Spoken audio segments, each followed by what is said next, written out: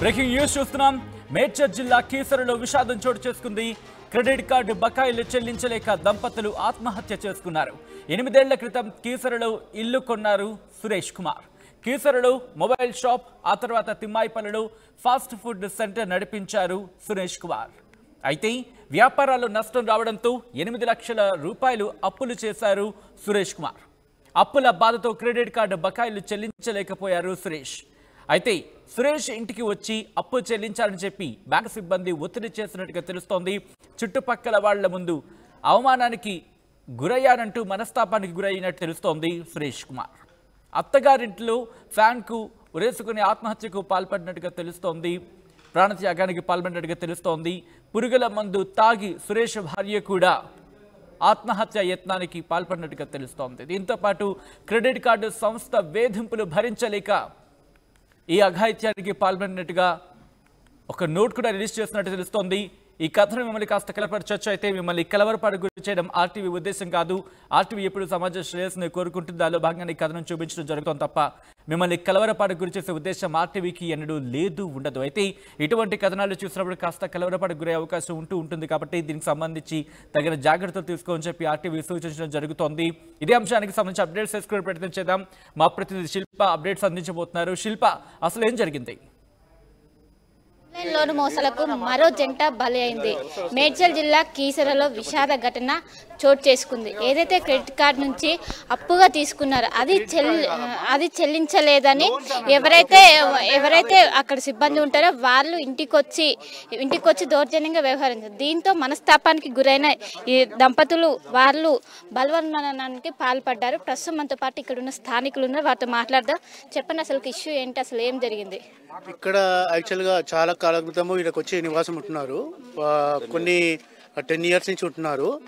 అనుకోకుండా కొన్ని credit card loans చేయడం వల్ల ఆయన రెగ్యులర్ కడుతున్నాడు. కానీ ఇంటికి వచ్చి వాళ్ళు టార్చర్ పెట్టడం వల్ల వాళ్ళని మనస్తాపం గురి చేసి ఒక 2 months పెండింగ్ ఉంది. విపరీతంగా టార్చర్ పెట్టడము, ఫ్యామిలీని వాళ్ళకి ఇష్టమైన కాల్ చేయడము, వాళ్ళని ఏ విధంగా బూతులు తిట్టడము, నానా రకాలుగా ఇబ్బంది పడ్డారు. వాళ్ళ మనస్తాపానికి గురై ఒక నిర్ణయానికి వచ్చారు వాళ్ళు. అది ఇక్కడ ఆర్ఎల్ నగర్లో చేసుకున్నారు వాళ్ళు. సో ఇటువంటి సంఘటనలు జరగకుండా మన ముఖ్యమంత్రి గారు రేవంత్ రెడ్డి గారు ఇలాంటి కేసులు జరగకుండా ఎంతో మంది మరణపడుతున్నారు. అలాంటి మీరు తొందరగా మీరు ఎలాంటి చర్య తీసుకుంటారో మీరు తక్షణం చర్య తీసుకొని వాళ్ళని ఆదుకోవాలని కోరుకుంటున్నాం. ఎన్ని రోజుల నుంచి టార్చర్ చేస్తున్నారు అంటే వాళ్ళలోని యాప్స్ వాళ్ళు? యాక్చువల్లీ 1 week 10 days అవుతుందండి. లాస్ట్ వీక్ ఇక్కడ మా ఇల్లు ఇక్కడ ఎక్స్ఎంపీడీస్ని ఇక్కడ ఆల్రెడీ 4 days బ్యాక్ వచ్చిపోయారు. మళ్ళీ నిన్న వచ్చారు, చనిపోయిన వాళ్ళు తెలియకుండా వచ్చారు. నిన్న వస్తే పోలీసుని కంప్లైంట్ ఇచ్చి పట్టించాము. వాళ్ళ అరేంజ్మెంట్స్ ఓవర్గా ఇచ్చి మరి వాళ్ళని ఎందుకు కాకపోతే కోర్టు ద్వారా పోవాలో చేయాలి. కానీ ఈ విధంగా ఇంటికి వచ్చిన వాళ్ళు కొత్త వాళ్ళు వస్తున్నారు, ఎగ్జిక్యూటివ్స్. ఒకసారి వస్తే వాళ్ళు కంప్లీట్ చేయొచ్చు. ఎవరు వచ్చే తెలియదు. లోన్ మామూలుగా 1 year 2 years కావచ్చు. కాబట్టి 2-3 months డ్యూస్ ఉన్నట్టుంది. కామన్గా వచ్చి వాళ్ళు ప్రతి ఒక్కరు వచ్చి బెదిరించిపోతున్నారు. దానికి మన సర్పంచ్ బలవనం చెందాల్సి వచ్చిన కారణమైంది. ఇలాంటిది ఎప్పుడు కాకుండా ఉండాలని ప్రభుత్వం తెలియజేస్తున్నాం. ఇప్పుడు మీరు ఎలాంటి న్యాయం కావాలని కోరుకుంటున్నారు? నేను అడిగేది ఒకటే మేడం, ఇప్పుడు చనిపోయింది మా అక్క బావ, 2 చదువుకునే పిల్లలు రోడ్డు మీద అయిపోయినారు.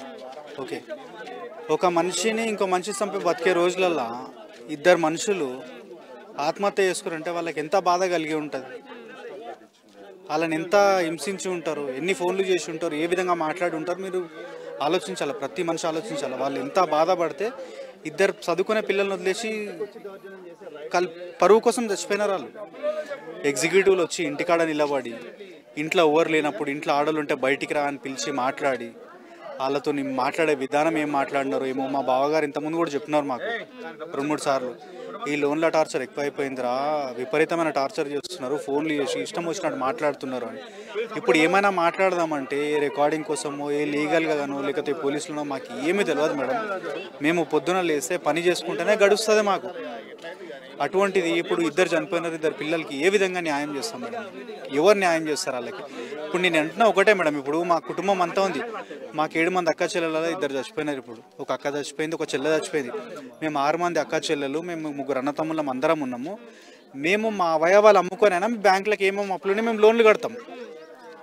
మేము మీకు లోన్లు కడతాం, మా దగ్గర పైసలు లేవు, మా దగ్గర ఉన్నాయి, శరీరంలో ఉన్నాయి, అవయవాలు ఉన్నాయి, అవి అమ్ముకొని కడతాం మేము పైసలు, మేము మీకు లోన్ సెటిల్ చేస్తాం, మా అక్క బావని మాకు తెచ్చియండి. ఎవరికి చెప్పలేదా వాళ్ళ అమ్మ నాన్నలకు, వీళ్ళకి ఎవరికైనా చెప్పి వీళ్ళు వేధిస్తున్నారని చెప్పలేదా? మేడం ఎంత చెప్పినా వీళ్ళు ఏదో నోటీస్ పంపించారు.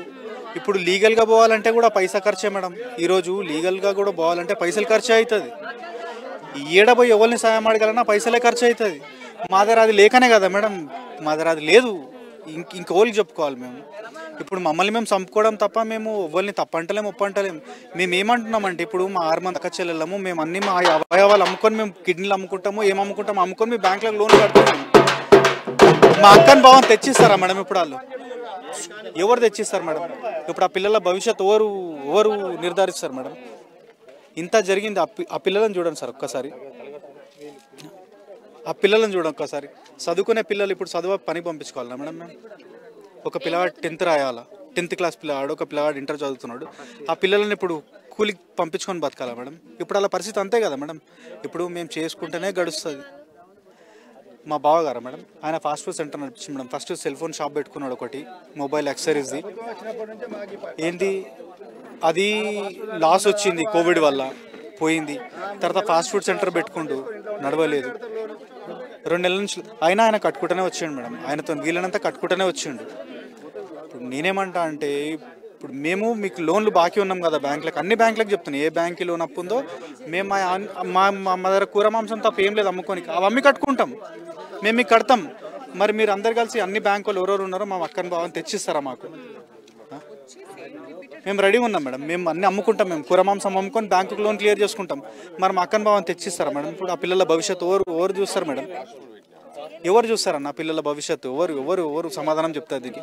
ఇప్పుడు సీఎం సార్ ఉన్నారా లేకపోతే రిలేటివ్ ఎవరున్నారో తెలియదు. నిన్న శవాల ఆడ ఉండి మేము పోలీస్ స్టేషన్లో ఉంటే ఐఏఎఫ్ఎల్ బ్యాంక్ నుంచి ఒక మనిషి వచ్చి అవార్డాడు మేడం, పైసలు కట్టాలా మాకని. అయినంతలైనా కంప్లైంట్ చేసుకొని నిర్బంధించారని చెప్పి పోలీస్ స్టేషన్లో కీసరలో కూడా సబ్మిట్ చేసినాం ఆయనని. కీసర పోలీసు వాళ్ళు వచ్చిర్రు, ఆయనను తీసుకొని వెళ్ళిరు, ఇంత అయింది. తర్వాత ఏమైంది అనేది పోనీ కూడా మాకు కనుక్కొని కూడా ఏం లేదు సోర్స్. మేము ఇది చూసుకుంటామా, ఆడ కేసులకు తిరుగుతామా? మేము మాకు ఏ కేసుకి పోతే ఏమవుతుంది, ఎవరు ఏ విధంగా మాట్లాడతారు, ఎవరితో ఏ విధంగా మాట్లాడాలో మాకు తెలియదు. మేము ఎక్కువ చదువుకోలేదు, చేసుకుంటేనే గడుస్తుంది. ఇప్పుడు నిన్న పోయినారు, ఆయన ఇప్పుడు పోలీస్ స్టేషన్లో ఉన్నాడా, నిన్న పట్టించినైనా తెలియదు. ఇప్పుడు నెక్స్ట్ ఏ బ్యాంక్ అయినా వచ్చిర్రు, ఏం చేసిరా మాకు తెలియదు. మొత్తానికి పిల్లలు రోడ్డు మీద ఉన్నారు మేడం. ఇప్పుడు మీరు మీడియా పరంగా మీరు ఏ విధంగా దీన్ని ముందుకు తీసుకోబోతారు? ఇప్పుడు చూడండి మేడం, జరగాల్సింది జరిగింది మేడం. మేము మా మాంసాలు అమ్ముకొని పైసలు కట్టినా మా అక్కని భావం తెచ్చిస్తారా? వాళ్ళు తెచ్చేయలేరు. తెచ్చిస్తారంటే అన్నం అమ్ముకొని కడతాం, తెచ్చేయలేరు. పిల్లలు రోడ్డు మీద ఉన్నారు. ఆ పిల్లల భవిష్యత్తుకు ఎవరు భరోసా ఇస్తారు మేడం? ఏ బ్యాంక్ అయినా ఉండొచ్చు, పిల్లల భవిష్యత్తు భరోసా ఎవరిస్తారు మేడం? ఇప్పుడు పిల్లలు తినాలా, ఉండాలా, చదవాలా, లేకపోతే వాళ్ళని కూలి పనికి పంపించుకొని బతకాలా? ఇప్పుడు ఒక మనిషిని ఇంకో మనిషి చంపే సమాజంలో మనం బతుకుతున్నాం. అసలు 2 మనుషులు ఆత్మహత్య చేసుకున్నారంటే వాళ్ళు ఎంత ఆత్మక్షోభ అనుభవిస్తే చచ్చిపోతారు మేడం. ఒక మనిషి సెల్ఫ్గా చచ్చిపోవాలంటే ఆయన చచ్చిపోయిండు, మా అక్కని చంపిండు, ఇద్దరు కలిసి సూసైడ్ చేసుకొని చచ్చిపోయారు. పిల్లల కోసం ఆలోచించి కూడా చచ్చిపోయారంటే వాళ్ళకి ఎంత బాధ అనిపిస్తే చచ్చిపోతారు మేడం. ఎవరేం మాట్లాడారు, ఆ ఫోన్ ఏమో, ఆ మెసేజ్లు ఏందో, ఎవరు వచ్చారో ఇంటికాడికి, వచ్చిన ప్రతిసారి ఎవరెవరో వస్తారంటే ఒకసారి ఒకటే మనిషి వస్తుందంటే మాట్లాడవచ్చు.